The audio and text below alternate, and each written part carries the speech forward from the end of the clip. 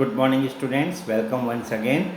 Now, in your class 10 social science, we are studying understanding development, and this time the topic is human development report. Right? Human development report यानी मानव विकास की सूचकांक. Human development report. Now, see, income is seen as an important indicator to measure development. To measure development यानी विकास को मापना है. यदि मेजर डेवलपमेंट, राइट, डेवलपमेंट यानी विकास, मेजर यानी नापना, मापना. यदि विकास को मापने के लिए आय के स्तर यानी इनकम को महत्वपूर्ण माना जाता है. But all round development can not be measured by this indicator alone. किंतु समग्र विकास, ऑलराउंड डेवलपमेंट यानी समग्र विकास को मापने के लिए यह मापदंड यानी कि सिर्फ इनकम पर्याप्त नहीं है. राइट, अकेला इनकम जो है यह मापदंड या इंडिकेटर पर्याप्त नहीं है. We need to consider other indicators यानी हमें अन्य मापदंडों के बारे में विचार करना होगा. The list of such possible indicators can be long, so we have to choose the most appropriate ones. इसका मतलब ये है कि अदर इंडिकेटर्स की सूची, इसकी सूची लंबी हो सकती है, पर हमें कुछ चुने हुए इंडिकेटर्स या मापदंडों को लेना होगा. Appropriate ones. Education and health are two such important indicators that have been used along with income to measure development. यानी पिछले क्या हुआ है कि दो दशक में स्वास्थ्य और शिक्षा, एजुकेशन और हेल्थ जैसे इंडिकेटर्स या सूचकों को इनकम, नेशनल इनकम, राष्ट्रीय आय के साथ व्यापक स्तर पर विकास की माप के लिए प्रयोग किए जाने लगा है. फॉर एग्जाम्पल, उदाहरण के लिए, the human development reports published by the United Nation Development Programme UNDP uses education, health and life expectancy as indicators to compare the development of different countries. यानी उदाहरण के लिए संयुक्त राष्ट्र विकास कार्यक्रम यानी United Nation Development Programme UNDP, संयुक्त राष्ट्र विकास कार्यक्रम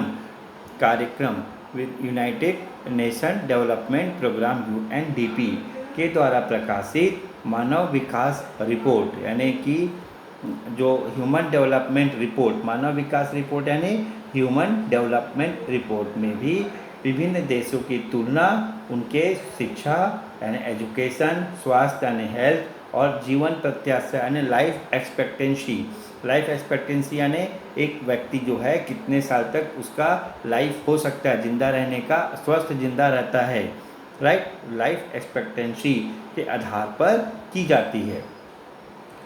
फॉर एग्जाम्पल देखिए, life expectancy is an estimate of the average life span of a person. देखिए, life expectancy is an estimate of the average life span of a person यानी जीवन प्रत्याशा यानी लाइफ एक्सपेक्टेंसी जन्म के समय एक व्यक्ति के औसत अनुमानित जीवन काल को दर्शाती है. This is the phase during which mental development is the strongest. देखिए, यह एक अनुमान लगाती है कि एक बच्चा कितने वर्षों तक जीवित रह सकता है, और समग्र विकास यानी कि ऑल राउंड डेवलपमेंट की दृष्टि से यह एक महत्वपूर्ण सूचक है, इम्पॉर्टेंट इंडिकेटर है. Right, children who are malnourished in infancy can be affected for life. ठीक है, यानी कि देखिए क्या है बेटा कि 5 वर्ष तक की उम्र मनुष्य के विकास का महत्वपूर्ण समय होता है. 0 to 5, एक बच्चा पैदा हुआ और 5 साल तक का रहा, तो 0 to 5 यानी 5 साल का जो बच्चा, जो 5 साल की उम्र तक का बच्चे के लिए जो फेज रहता है, ये from birth up to age of 5 years, right, birth up to 5 years यानी 5 वर्ष की उम्र तक के मनुष्य का विकास का महत्वपूर्ण समय होता है. right? This is the phase during which mental development is the strongest. और इस अवधि में मनुष्य के मस्तिष्क का सबसे अधिक विकास होता है। Children who are malnourished in infancy can be affected for life. और यदि इस अवधि में बच्चा कुपोषित होता है, माल नरिश्ड होता है, तो उसका प्रभाव जीवन भर पड़ने की संभावना बनी रहती है। The most important objective of development is to ensure that our future generation is given the chance to live a healthy life. यानी विकास का सबसे महत्वपूर्ण लक्ष्य क्या है कि हम अपने आने वाली पीढ़ी को एक स्वस्थ जीवन जीने का मौका दें। There are two ways in which malnutrition in children can be measured. और बच्चों में कुपोषण को, माल न्यूट्रिशन को दो रूपों में मापा जा सकता है। Their height and weight at different ages. उम्र के अनुसार ऊंचाई और उम्र के अनुसार वजन। If the height and weight of a child is not as expected at a certain age, the child is considered to be malnourished। यानी कि बच्चों में ऊंचाई और वजन का स्तर यदि एक सीमा से कम है तो बच्चे कुपोषित या मालनरिश्ड कहलाएंगे। अब देखो, you can get more information about this measure if you visit the local anganwadi. यदि आप अपने पास में जो आंगनवाड़ी है वहाँ जाकर जाएंगे और उसके बारे में पता लगाएंगे तो आपको ज़्यादा जानकारी मिल सकती है, क्योंकि आंगनवाड़ी में बच्चे आते हैं छोटे छोटे, है ना, 2 से 5 साल के। अब उन लोग वहाँ पे जो आंगनवाड़ी कार्यकर्ता हैं उनका वजन लेते हैं, हाइट लेते हैं और बता सकते हैं। We can interpret the following table on the basis of this development indicator। अब हम जो नीचे जो टेबल दिया है, सारणी दिया है, उसका अवलोकन करेंगे। देखिए टेबल 17.5 में क्या दिया है। Development statics of India and neighbouring countries 2010 के बारे में। भारत व पड़ोसी देशों के चयनित मानव विकास सूचक। Development statics of India and neighbouring countries, यानी भारत व पड़ोसी देश में जो मानव विकास सूचक है, यानी कि डेवलपमेंट स्टैटिक्स है। देखिए कंट्री क्या क्या है, Nepal, India, China and Sri Lanka. अब इसमें लाइफ एक्सपेक्टेंसी, एक यानी बच्चा जो है पैदा होता है तो लाइफ एक्सपेक्टेंसी क्या होती है। नेपाल में 69 ईयर्स, इंडिया में 65, चाइना में 73 एंड श्रीलंका में 75।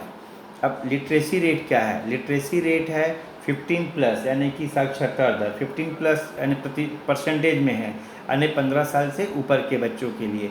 नेपाल में 59 है, देखिए इंडिया में 63, चाइना में 98 एंड श्रीलंका में 91।